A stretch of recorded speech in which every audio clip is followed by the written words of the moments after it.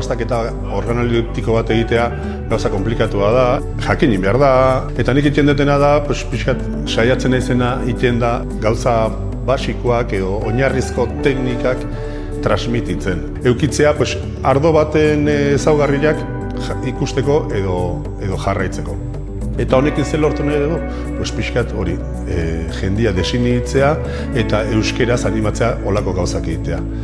Jakin badakigu, erderaz, gazteleraz, jende askok egiten ditula, bileratxoak, ardo dastaketak, afariak ardoa dastatzen, olako aitzakinekin, ez? Eta, bueno, hau, nik uste hortara bideratua dagoela, ez?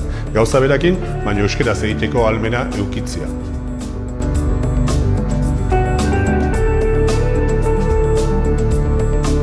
Bueno, hau urte batzuk hasi nitzala olako historia egiten, eta Hernaniko AEK-ko irakasle bati eskera hasi nitzan egia esan.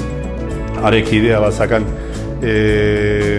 euskeraz eta euskara bultzatzeko, euskaraz hitz egitea bultzatzeko, eta esan zian batean hausartzen nintzen olako gauza bat egiten.